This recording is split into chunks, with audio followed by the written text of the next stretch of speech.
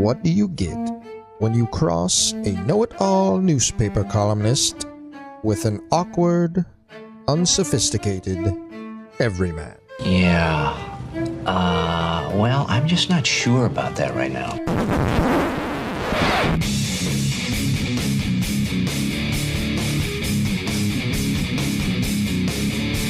Welcome to Couch and the Roo. Welcome to Couch and the Roo, presented by our friends at Pure Options Craft Cannabis. A great way to enjoy the NFL draft.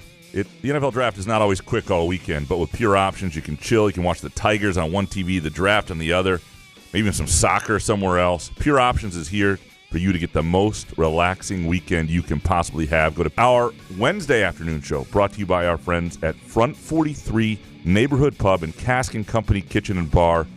Unbelievable place for just about any occasion, and a great place to post up and watch games. You want to watch the Pistons in the playoffs, you want to watch playoff basketball, you want to watch the Tigers in the middle of the afternoon, whenever it might be. Front 43 Neighborhood Pub and Cask & Company Kitchen and Bar near the Lansing, East Lansing border. Outstanding place. Jason, how you doing, brother?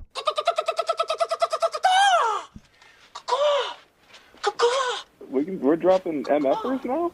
What's up, man? I'm excited about today.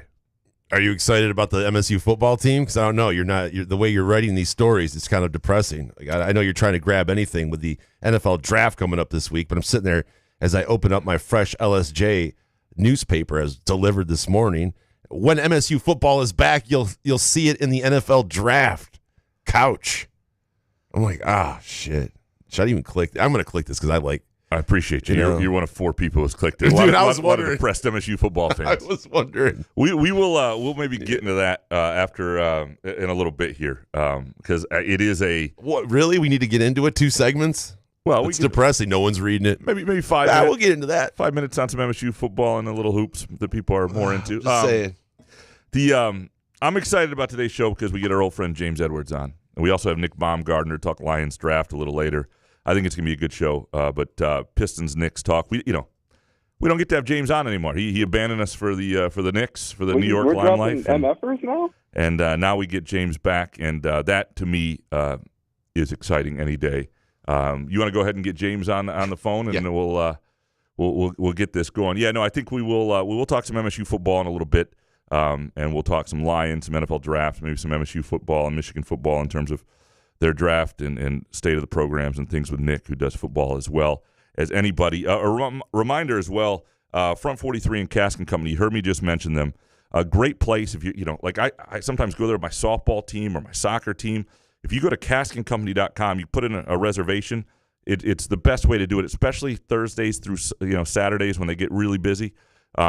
You can say where you want to sit, booth. If you want to sit on the Front 43 side, whatever it might be. Also just a great place anytime to just post up at the bar. Outstanding menu, great drink selection, new drink menu there, and an underrated patio as things get a little warmer too at Front 43 and Cask & Company. We're dropping MFers now? Oh, what a beautiful voice that is. Very pleased now to be joined by the great James Edwards from The Athletic, who reluctantly left for New York to cover the New York Knicks, who immediately, immediately after that, the Pistons became relevant and interesting, much to James' chagrin.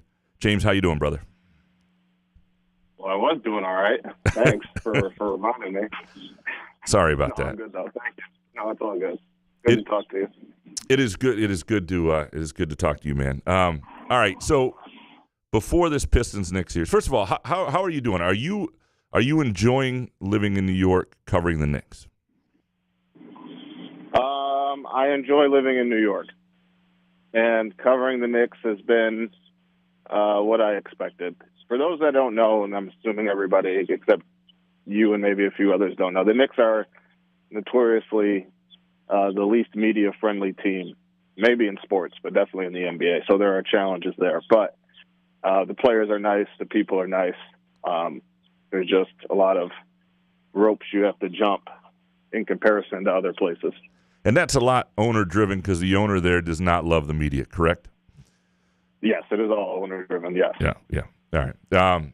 Well, my dream for you is that someday you are back in Detroit, perhaps as a reluctant national writer, using Detroit as your home base, and back here where you belong. That is my dream for you. Whether it's your dream, I don't really care, but it's my dream for you. I would like you back here. The Piston season, I know, surprised you a little bit, and obviously, if you had, this sort of season you didn't get to cover, you covered sort of the epicenter of their worst years. But you've watched them and you followed them, and I think there's probably nobody in the world who's more knowledgeable about these two teams right now than Pistons and Knicks than you and their matchup against each other. You texted me before the series you thought the Pistons could win this.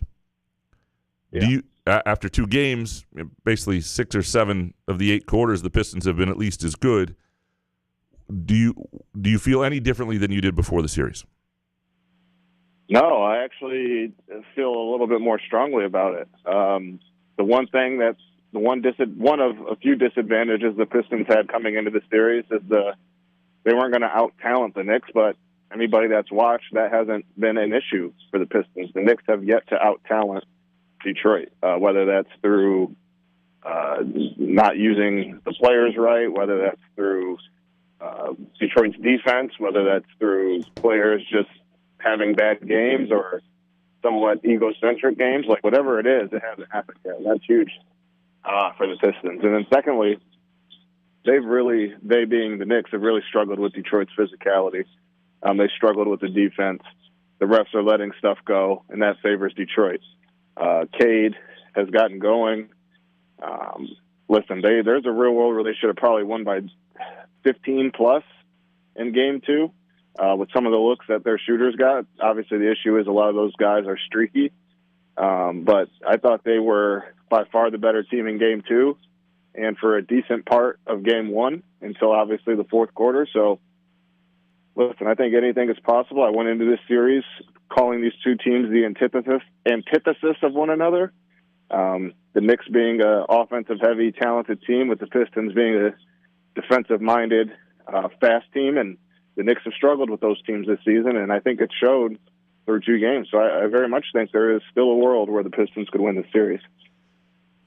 Your latest piece is really good. Messy, egocentric, and undisciplined. Knicks offense had it all in Game 2, lost to the Pistons. And if you're a Pistons fan, it's sort of like Michigan fans who listen to this podcast just to take joy in Michigan State misery. It's a good read for a Piston fan at The Athletic. So one of the things that I think a lot of people were who don't watch the NBA maybe all year, don't watch the Knicks, is they got to learn a little bit about Jalen Brunson and the foul baiting, right? And this is something Luka does, a lot, obviously, did with the Mavericks and now the Lakers. Michigan State fans, who may be Piston fans who hate it here, don't mind it with Jeremy Fears Jr. because he does quite a bit of it as well. But but some people think it's like unwatchable, and the offense clearly wasn't as good. They didn't go through, Cat as anywhere near as much as they needed to. Is that level of foul baiting and the way the offense looked something that you've seen regularly for the Knicks? Yeah, I wouldn't call it a regular occurrence. Like, I thought Game 2 was probably the most egregious we have seen it. That hasn't necessarily always been the case. Watching it every night, like Jalen is one of the best scorers in the NBA, one of the best mid-range shooters in the NBA. Shot 39% from 3, and he's very good at drawing fouls. I think that he was frustrated in Game 2 by their physicality, and his way of kind of showing his frustration was trying to bait those guys into fouls, right? And I think because how the game is called, some of those, whether they were fouls or not, weren't called, and you saw the frustration really show itself. So, listen, I think obviously there are some players in this league who manipulate the game in a certain way. I don't blame them. I would too if some of those rules are in there. But I definitely thought Game 2 was a little bit more heightened than it is regularly. If you were you look at the Knicks' trajectory and their ceiling, maybe, which I think is beneath probably the Cavs and the Celtics this year, and you look at the Pistons, which franchise would you rather be moving forward? Like, regardless of who comes out of this series, like if you have to think about ceiling and trajectory and contracts and where everything is, which franchise would you rather be? Oh, that's a great question. So there's two ways to look at it, and this isn't a cop-out answer. I mean, if you want your team to win a championship in the next 3 years, the Knicks have the best chance. All it takes is Cleveland or the Celtics having a crazy luxury tax bill, which they're going to have, and maybe they have to move off of two pieces, and they're not quite the same. And then maybe there's the Knicks catch Cleveland, right? But Indiana looks really good. Detroit looks really good. Maybe Orlando just had it down here. So within the next 3 years, I think the Knicks have obviously the better chance of winning. Now, if you're talking about like sustainability, like the next 5 to 10 years, I think you have to say Detroit. They have Cade Cunningham, who is one of the best, in my opinion, 6 players in the NBA this year. They haven't really spent money yet over the last few years. They now have their draft picks back because they conveyed the one this year. They won't have a pick this year that finally conveyed from the Isaiah Stewart trade a few years ago. They have young talent, and it looks like they now know how to win. So I think Pistons fans may have a better from here to decade window in terms of watching their team playing competitive basketball. As for the Knicks, they have a better chance of winning a championship in the short term, but because of the contracts, because of the injury histories of some guys, because of kind of the erraticness of the owner, like I don't think that window goes larger than 3 years. Like when you look at the Pistons roster, and you've been writing about this roster as it's been developing for years and years now, and obviously Cade is a foundational piece, right? He's one of your two. If you're going to spend max money on 2 players under the current cap and all he's one of them. Yep. Jalen Duren has taken enormous steps, I think, this year and become a piece that Oscar Thompson is somebody who you just start to look at what he can be defensively and just a different type of athlete for a club. And so I'm not saying anybody's untradeable, because obviously if a Devin Booker or and I don't know whether he's the perfect fit or not, but if a piece like that becomes available, a lot of options are on the table.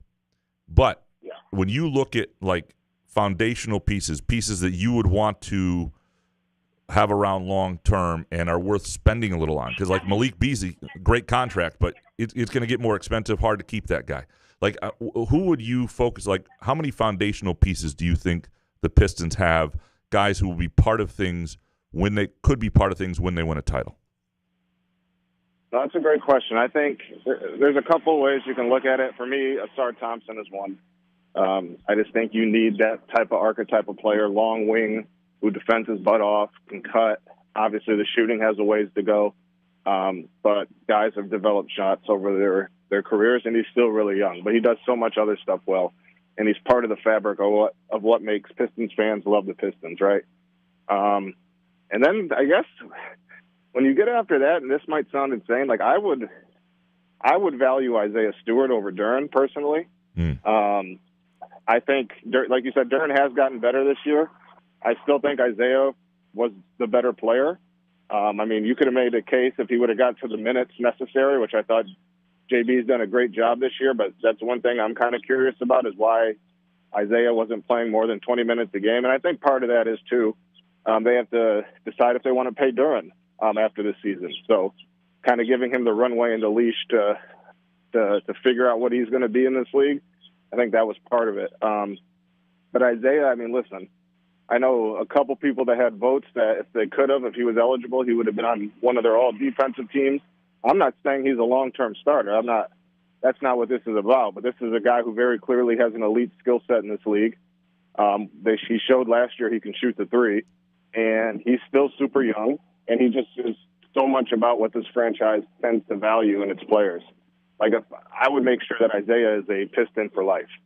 And he's probably what he brings. He's probably affordable too. I mean, he is on the deal right now. He seems to be a reasonable guy in understanding what his contract level is going to be throughout his career, if that makes sense. Yeah. Exactly. Yeah, and like the cap will always rise. So like maybe next deal he gets $20 million a year, but it'll be like equivalent to what he's making now. And I think he's been well worth that $15 million a year. He honestly should probably have been in the conversation for Sixth Man of the Year too, but again, he didn't reach the the numbers, the minutes necessary. But Duran, the only question I have about Duran is the inconsistency defensively, and he's still super young, so you never know. And I just have a tough time giving a lot of money to a center who can't stretch the floor and isn't a great defender. He's a tremendous lob threat, one of the best, really good screener, can do some stuff with the ball in terms of a passer and even go coast to coast at times. But I feel like for what the Pistons need from their center spot, I feel like you can find those relatively easy. But maybe he develops into more, right? Like he's still super young, so who knows? And then we also have to talk about Ron Holland. I know he hasn't played a ton this year, but he's played. And he kind of reminds me of Asar, right? But his jump shot's further along. So obviously you want to see him get a little bit more of a runway and see what he can really do. But that's another guy I look at that could be a foundational piece for this team. Yeah, it's interesting when you think about guys like Duran and Ivy, who were part of a great draft, but also could be good assets moving forward if you're trying to. Because again, I think a lot of people don't realize you only really get to pay two.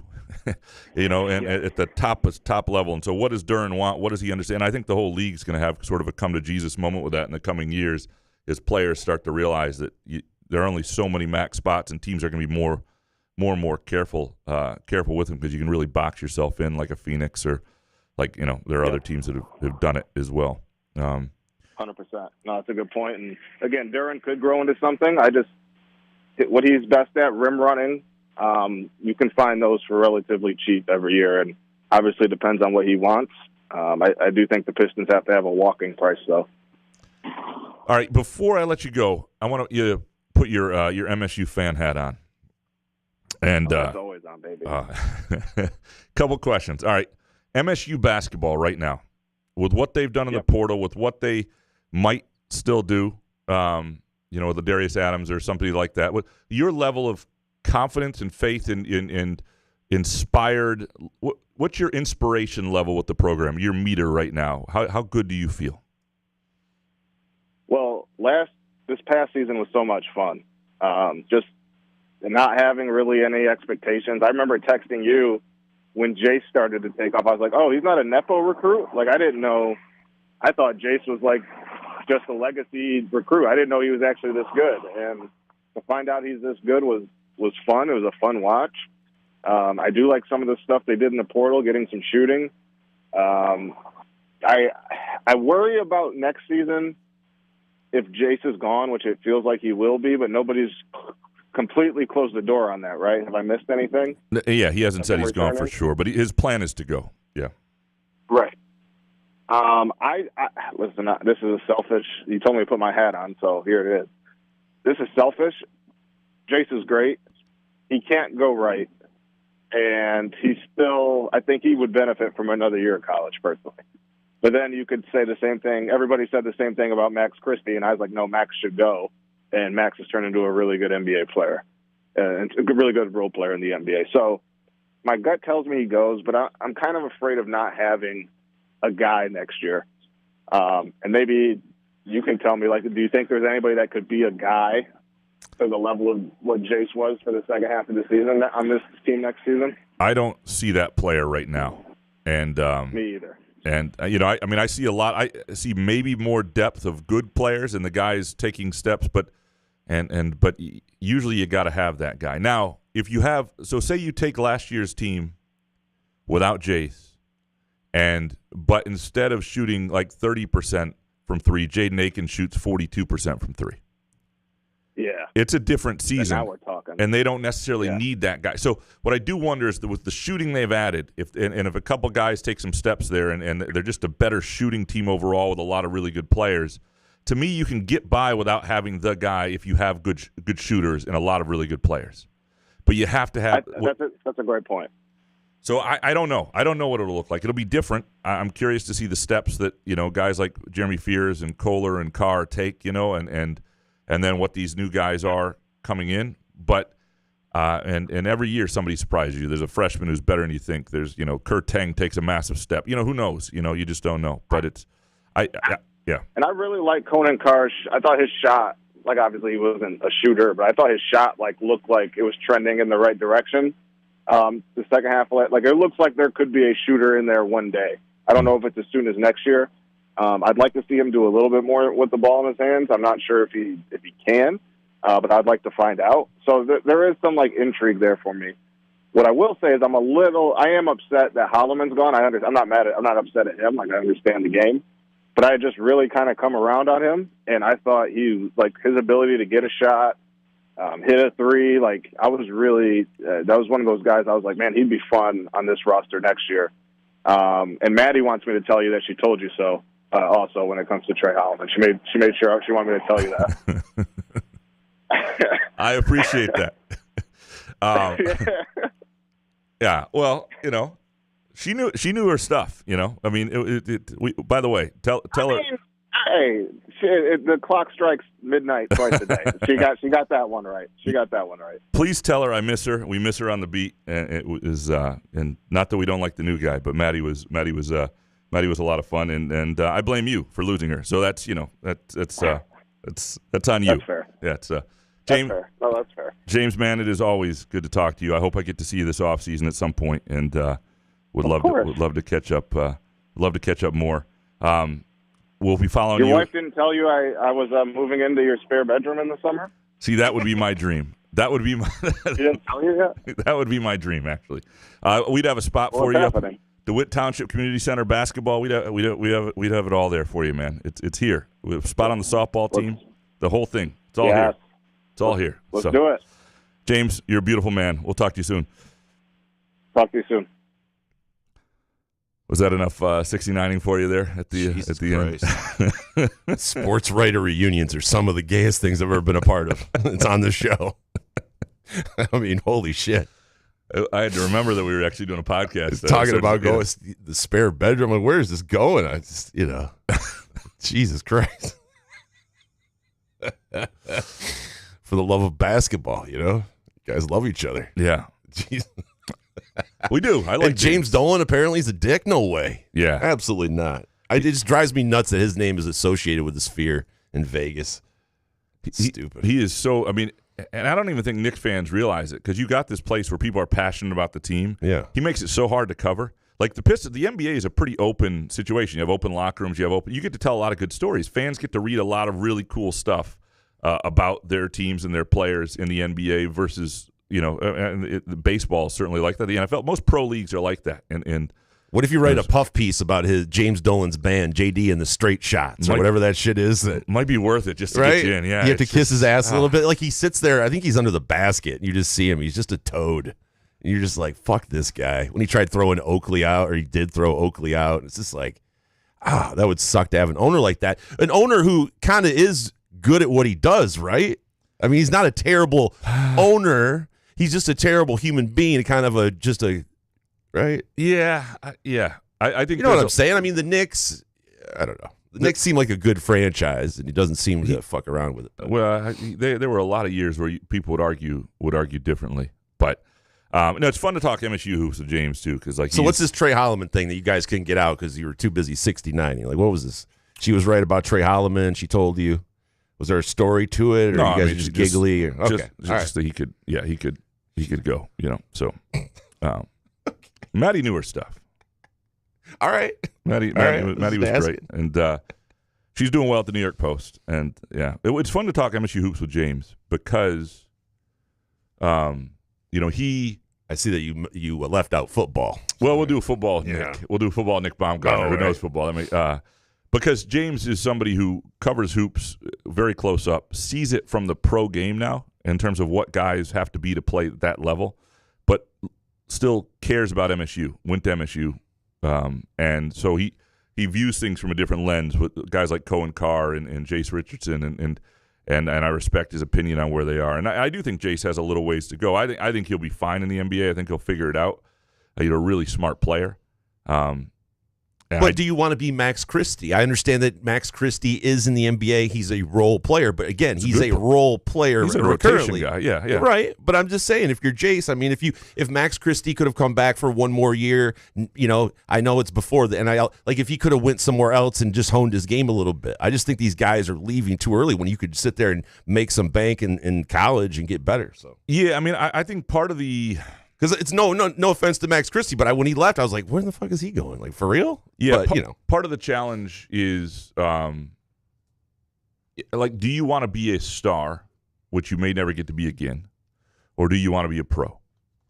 Because very, very few stars in the NBA, and even that, there's different levels of it. But even for Jace Richardson to be the level star he was at MSU in the NBA, there are maybe 15 guys who get to do that, 20 guys who get to do that. And it's very hard to ever be that again. And so when you leave, like, for a guy like him, this is the one thing I thought might appeal to him. For a guy who was on some, especially as a senior year, shared the ball, big-time high school team, you come to college, you sort of ease into being the guy, and then you get to be the guy for half a season. Do you want to do that again? Do you want to have a year where that's to me, it's all about experience for these guys. I don't think Jace Richardson can make the wrong choice or could have made the wrong choice because, A, he comes from money. He's a smart kid who doesn't need basketball. So even if there was a catastrophic injury or something, he'd be okay. And the likelihood is you're not going to have a catastrophic injury, and I think he'd still have value a year from now, and he'd have a huge year at MSU. I also think right now the NBA is mighty intrigued by him. And, if you're ready to be a pro and you want to be a pro, and Max Christie wanted to be a pro. Not all these guys. Gary Harris would have done it differently. Jaren Jackson wanted to come back. Some of these guys realize at 19 or realize after the fact, even when they go out at 20, that the NBA is tough. I don't know. I don't think he's coming back. I think they're obviously recruiting, Darius Adams right now and hoping to have another big time player in that spot. Now the other thing is the portal is closed, so that I was wondering a little last week, and I had sort of forgotten this, whether we might hear something about Michigan State basketball. But now I remember the one thing I've noticed Izzo does because you bring in a Darius Adams, there are going to be some other guys who go, wait, what? And that's going to happen everywhere. You see it at USC where their top scorer just jumped in the portal. A guy who hurt MSU this year, and that's an intriguing player. But that was because they brought in a number of other guys, and they brought in a couple guys at big time salaries. And so I think now, at least if you're Izzo, the guys who are there are staying if they're not in the portal now. The urinal or portal. And it allows you to add based on guys who are in the portal.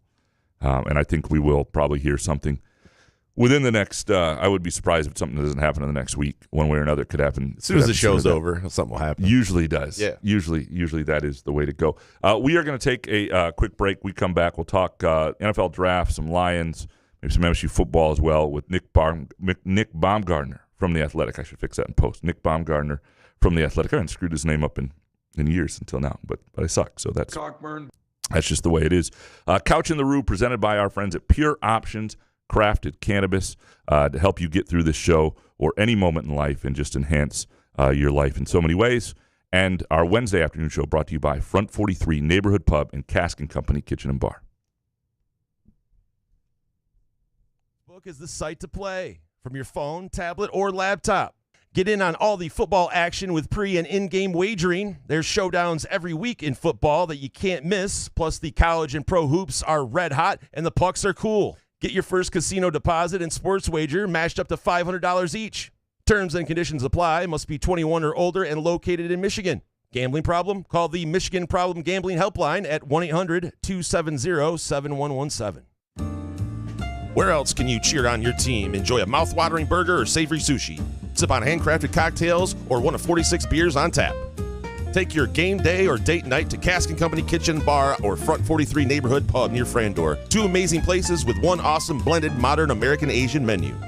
Catch the game on one of 30 60-inch TVs or stop in for the all-you-can-eat lunch buffet. Enjoy happy hour or elevate your night out at Cask & Company or Front 43 on East Saginaw in Lansing. Ever wonder how comfortable you can be and how good you can look? Put on a Muskox flannel and find out. Muskox has new arrivals for this fall, including the Caper Green Grand Flannel, which even makes couch look good. Muskox is a Detroit-based flannel company that creates soft and durable flannels made to last a lifetime. They become a great partner with Couch in the Rube, not just because they make us look good and feel good, but because they're good people too, and a socially conscious company. For every $100 purchase, $10 is donated to the Alaska Wildlife Conservation. Muskox flannels are designed with 100% cotton that is ethically sourced and double brushed for softness. Feel the quality and comfort of a muskox flannel by ordering at gomuskox.com, where Couch and the Rube listeners can enjoy $15 off their flannel purchase with the promo code HOFF. Find Couch and the Rube podcasts on Spreaker, iTunes, iHeartRadio, Spotify, YouTube, Facebook, Google Podcasts, CastBox, and the Rube's favorite podcast addict.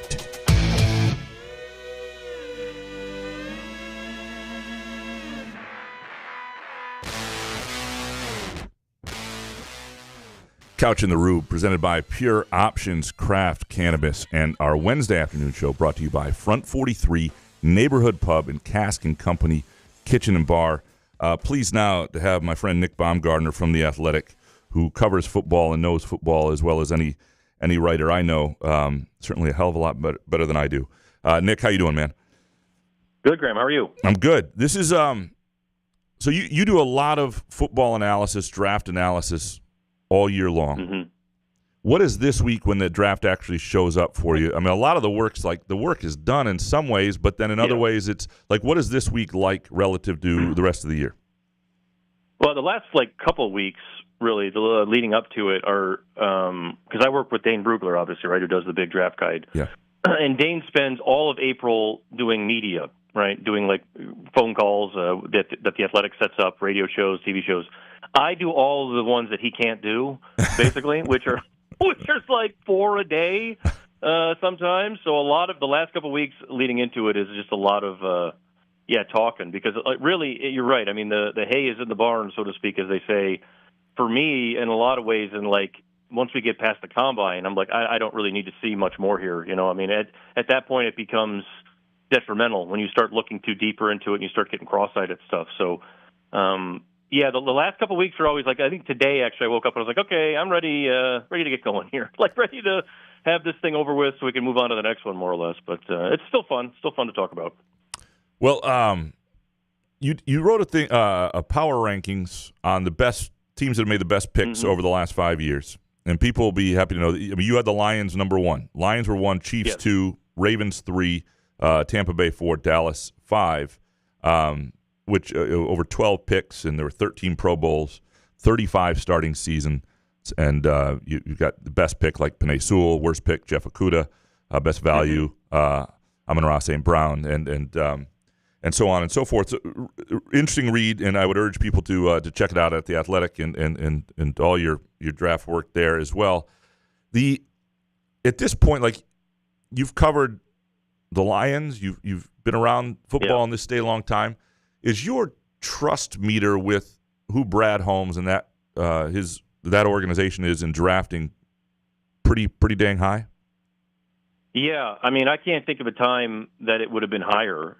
Frankly, in modern Lions history. I mean, if we just look back at those last 4, take the 2020 draft out, which I think was the Okudah year, Bob Quinn's last draft. If you look at 2021 through 2024, I think you're going to have to go back to the 60s or something like that to find, better hauls. And back then, that was when, Bill Ford would try to screw the picks on money, and they drafted Fred Biletnikoff and didn't sign him the 1 year way back in the day. That was a thing that happened all the time back then. In modern day, there just hasn't been a better performance, compared to your peers and everything else, I don't think, in the last couple of years. And it's been so logical, and it's made so much sense, but it's also one of these things where you look around, you're like, why aren't other teams sort of doing that? And one thing, the Lions obviously had a lot of picks.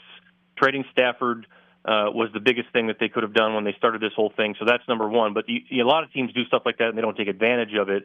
When you look back at every pick that they've made, it's not just the first-round guys that have hit. St. Brown was a fourth-round pick, and he's a perennial Pro Bowler, right? Kirby Joseph's probably about to get extended. He was a third-rounder. McNeil was a second or third-rounder, whatever he was. He might have been a third-rounder, and Levi was a second. And on it goes. I mean, it's not just the fact that they had the discipline to take Penei Sewell when Justin Fields was still on the board. It's not that they didn't overcomplicate it and just took Hutchinson when a lot of people were like, well, maybe they should take Thibodeau or somebody else, all that stuff. It's everything beyond that, and it's just sticking true to who they are and who they scout and what they've sort of determined on their own. Holmes is one of the most self-assured self-confident, whatever you want to call it, evaluators that I've ever seen, and he's not that old. And I think that's the big thing that drives the whole bus there is he just has, once they get through their process and they look at every guy and they go through everything, like there's a point somewhere in there where he puts the hammer down and says, this is the board, this is what we're doing, and everybody get on board or don't and get out, and that's just how they operate. And it's not been anything but great so far to this point. And I just this last couple of years, have been about as good as I think you've ever seen if you're a Lions fan. The downside to being good is you draft late. Like it's better right. Every other day of the year. It's better, but it's not as good on right. on this weekend. It is, and obviously the real true difference makers are usually gone by the time you get late in the first round. If you, based on what you think the Lions need, where might they go, and where should their needs be focused in rounds 1, 2, and 3 and beyond? Well, I think that the edge spot is the most obvious one that everybody points to, and I do think it'll be addressed here in this class. The one thing that I would note on that is a lot of people have focused on edge in the first round, and that certainly could happen. And I think a lot of it's going to depend on how the board shakes out in front of them. This is going to be a weird year, I think.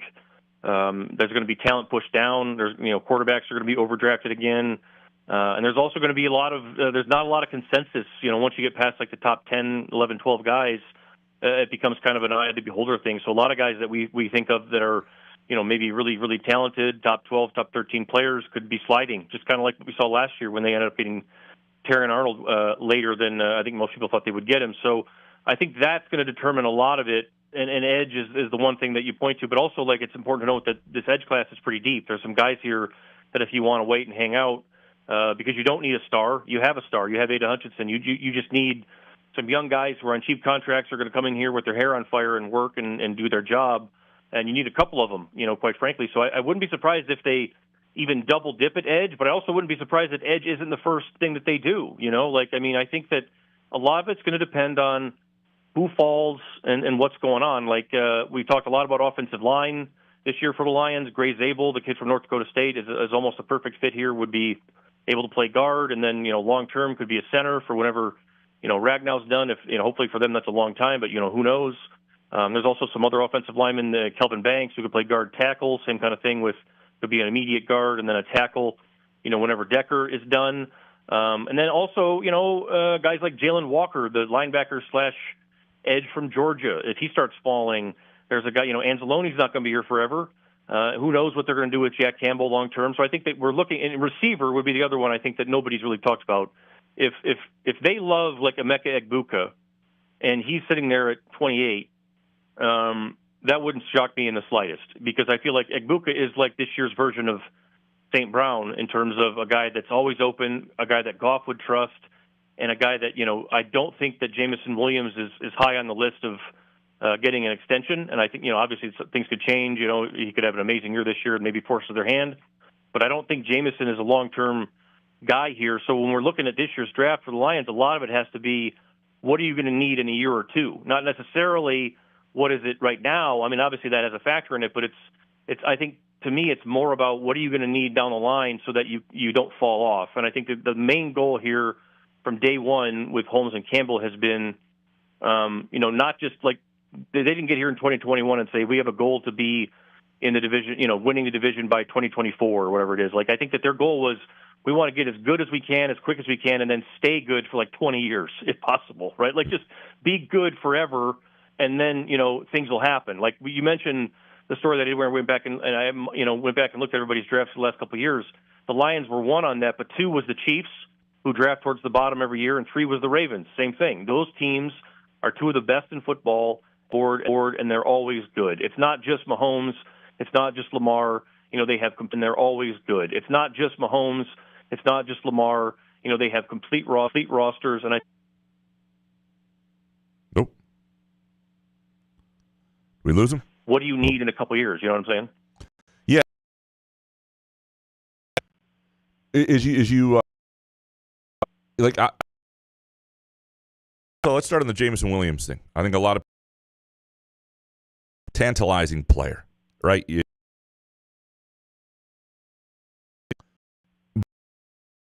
Guys that wonders when you never your trade value in a guy. If you think he helped later on, that's still worth you in the short term. What do you think there? Do you think there's value elsewhere in the league that would be worth make a decision? And I think that they probably would be, if that makes sense. Like I feel like now because he did have a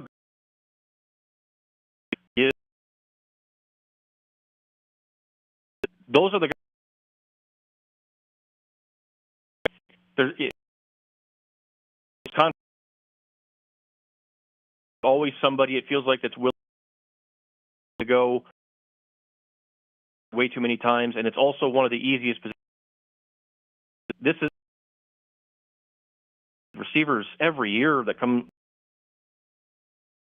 and just get back on a cheap contract. So I feel like I do think that you could conceivably, if you start really hot and get half, or maybe at the end of the year, or maybe at next.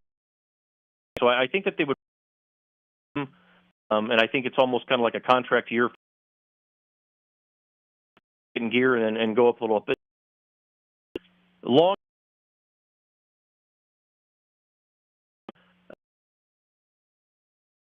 And what you can do there in the draft and not lose a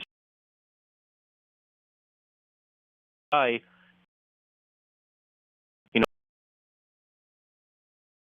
for the next 10 years. It's just not. You have other guys do that with.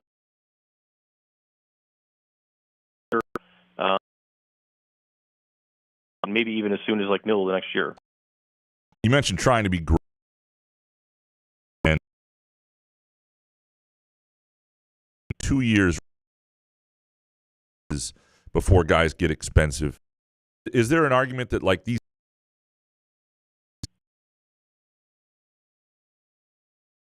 Super Bowl talent might be never had? I could have also included last year in that. Last year you had like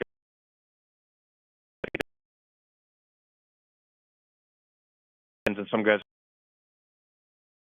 were in some spots too, but like Goff, but he's also not that on the road, and you're like, oh, we're paying this amounts of money, and maybe that ends up looking the way these quarterback contracts are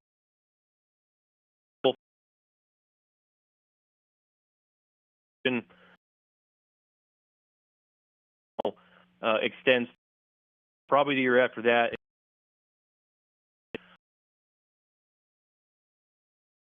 He starts to crank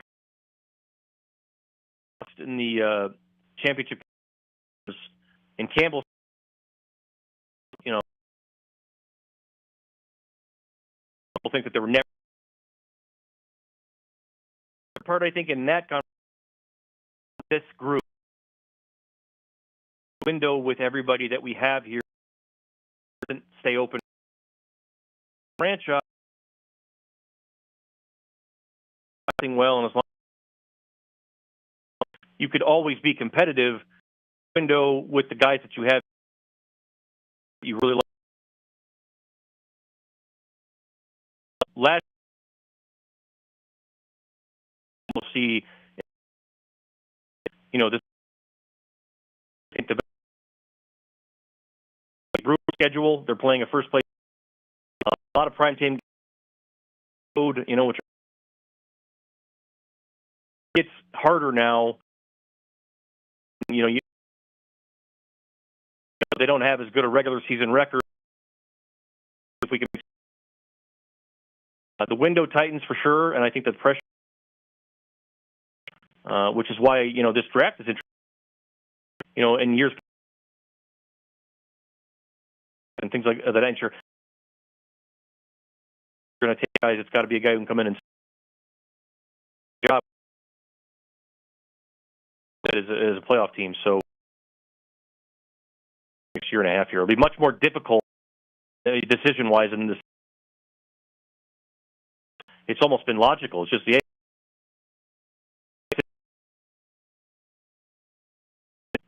Who do you love? If you were at the top of the board or anyone you really want, and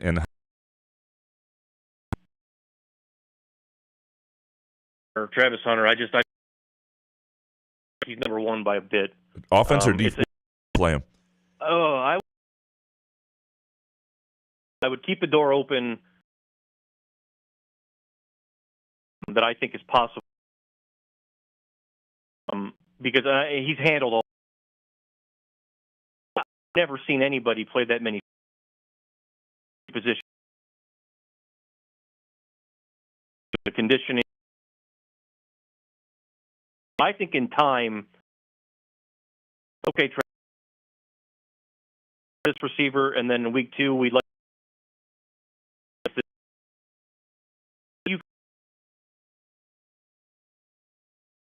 mentioned, and most, when you talk to people, like he can take information in, process, and then just a natural using spatial awareness, and anybody full time both ways. Stuff with. I like him a ton. Travis, whoa, he's is one of those guys for Michigan. What holds up, I think, State is another one that I don't. Also, I would add the 2 tight ends in class as well. People have talked. It wouldn't surprise me if one on the top this where it becomes kind of the eye of the beholder, sort of what you like, because really 13, 5 wide. So I think it becomes guys that are where they go and where they end up going. I wrote a somewhat in the NFL draft and it lack of not good right now. Just also how by the number of first 4-round picks that they've had, and they correlate, pretty dramatically. You've obviously Michigan. I'm wondering when maybe Nick Marsh could be a guy in a couple 2027 draft. He's got a lot of weapons. Like when you look at that to the draft or the top, that is it. Yeah, I mean, it probably shouldn't surprise anybody given what. But the one thing that keeps popping up in some of the you're gonna have to, hey guys, but like that used to be Derek Harmon is phenomenal. And was at Michigan State and just where he wanted to go. So it's not like, but it's like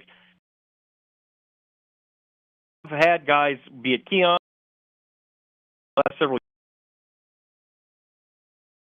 really good football players in the NFL with the Packers right now. So I look at State right now,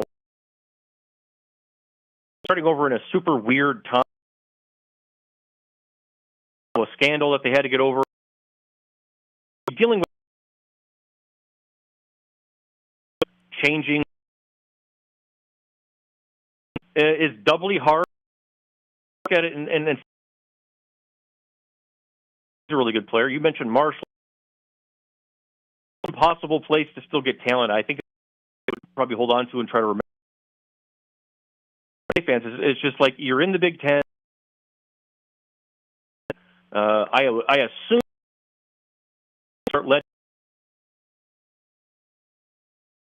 pay players next year, really, yeah. That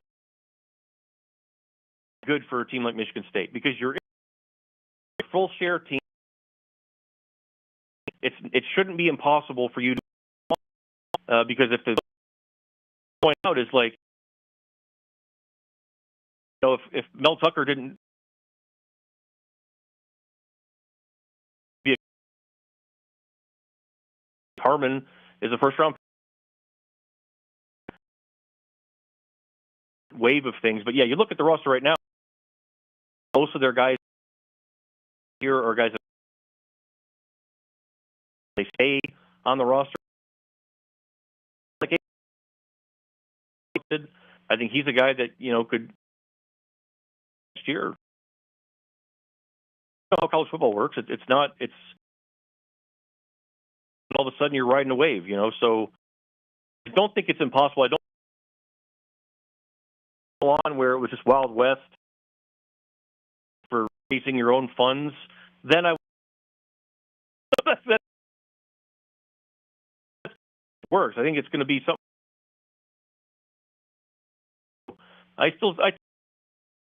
Now, yeah, it's hard. I appreciate the time. Interview. I hope this week come to fruition before it starts all over again. Thanks so much, Graham. Nick stuff there does a fantastic job covering football.